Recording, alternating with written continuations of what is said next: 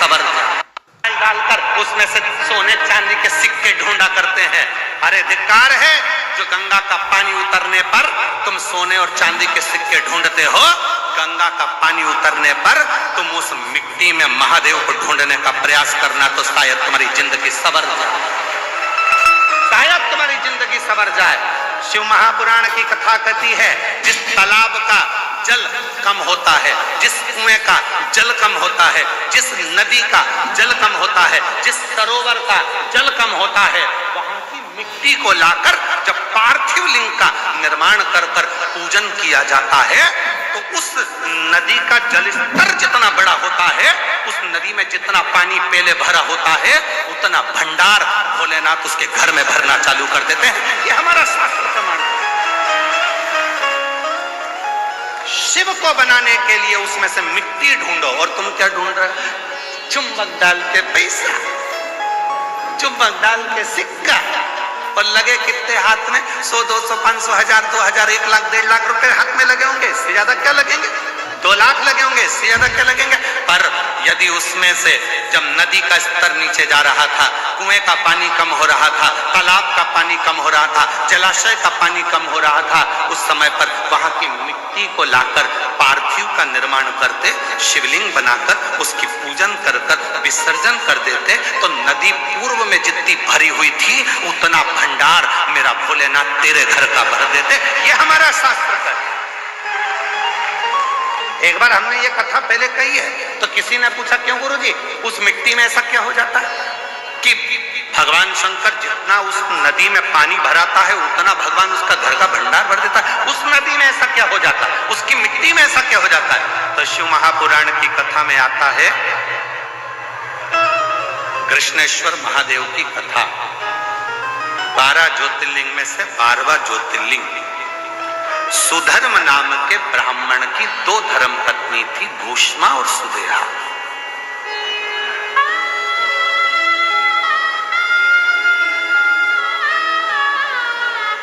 आप लोगों के मन में भी संशय होगा कि नदी का पानी उतरता है तो उसकी मिट्टी का शिवलिंग क्यों बनाया जाता है? उसका फल क्यों इतना कि भगवान का भंडार भर देता है? नदी, तालाब, बावड़ी, कुआं का पानी कम होता है तो उसकी मिट्टी को निकालकर उसका शिवलिंग बनाकर पूजन करने का फल क्या होता है? तो सुनो कृष्णेश्वर महादेव की कथा। सुधर्म नाम के ब्राह्मण की 2 धर्म पत्नियां थी, सुदेहा, भूष्मा। 2। सुदेहा के घर में संतान नहीं और भूष्मा के घर में एक बेटे ने जन्म लिया। बेटे ने जन्म लिया तो सुदेहा का मुख उतर गया, मेरे गर्भ से औलाद नहीं, और भूष्मा को औलाद हो गई।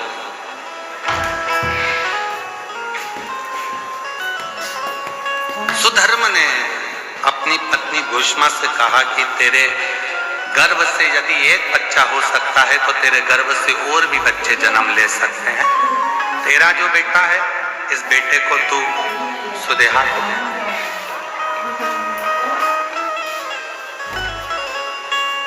इस बेटे को तू सुदेहा को दे दे।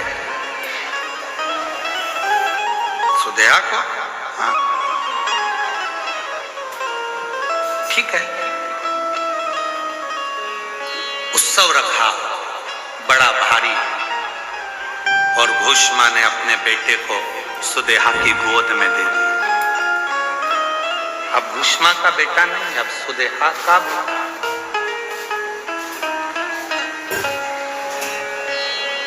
सुदेहा का बेटा। धीरे धीरे बच्चे को पाल पोस कर सुदेहा ने बड़ा किया। वो बच्चा जब बड़ा हो गया, उसका विवाह हो गया, बहू घर में आ गई।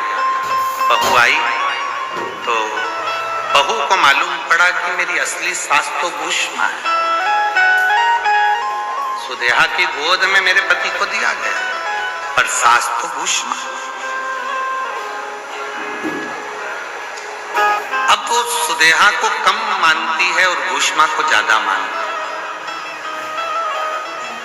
भूष्मा के लिए चाय लेकर जाए, भोजन लेकर जाए, नाश्ता लेकर जाए, पाँव पड़े, सुदेहा को पूछे नहीं। सुदेहा को गुस्सा आ गया, बहू मेरी और पूछ रही भूष्मा। बेटा ही नहीं रहेगा तो बहू किस काम का? रात को सोया था बेटा, बहू गई थी मायके और बेटा सोया था, तभी सुदेहा ने अपने बेटे के तलवार से काट काट के टुकड़े कर दिए, कपड़े में बांध लिए, सिर पे पोटली रखी, तालाब में फेंक, तालाब में फेंक, एक बावड़ी में, एक तालाब में। उस टुकड़े करे हुए शरीर को जब फेंका, सुदेहा आ गई, समय निकला, तालाब का जल नीचे जा रहा था और भूष्मा उसी सरोवर की मिट्टी को लाकर उसका शिवलिंग बनाकर पूजन कर मिट्टी के शिवलिंग को, पार्थिव शिवलिंग को सिर पे रखकर चली और तालाब में विसर्जन करने चली। मन में आया, बाबा बहुत दिन से मैंने अपने बेटे को नहीं देखा, ना जाने बेटा कहां चले गया, दिखता ही नहीं।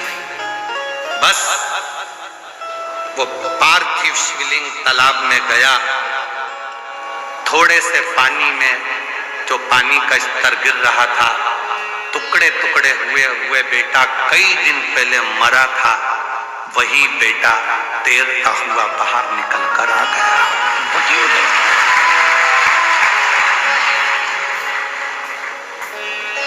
चीख पड़ी, मेरा बेटा और पानी में। मां से गले लगा, बेटा तू पानी में कैसे आ गया? पता नहीं, पर अंदर कोई बाबा था, दोनों पति पत्नी ने मेरी बहुत सेवा की। भूष्मा ने आवाज लगाकर कहा, बाबा मैं जानती हूं कोई दूसरा बाबा नहीं आ सकता, बाबा तो मेरा महादेव ही होगा। बाबा आओ दर्शन तो दो। तब मेरे भोलेनाथ निकल कर बाहर आए और कहा, भूष्मा जिस सरोवर में ना जाने कितने पार्थिव शिवलिंगों का निर्माण होकर विसर्जन हुआ, वो मिट्टी इस सरोवर में जमती चली गई और उसी मिट्टी के भाग से तूने मेरे शिवलिंग का निर्माण करा। तो जितने जितने पार्थिव लोगों ने पूर्व में बनाए थे, उन सब का कण कण मिलकर तूने मेरी आराधना करी, तो तेरा मरा हुआ बेटा भी जिंदा तुझे प्राप्त हो गया, जिंदा प्राप्त हो गया। बाबा मेरा मन है कि आप इस भूमि पर निवास करो। शिव जी ने कहा, तथास्तु, मैं तेरे नाम से, कृष्णेश्वर महादेव के नाम से 12वें ज्योतिर्लिंग के रूप में इस पृथ्वी पर विराजमान।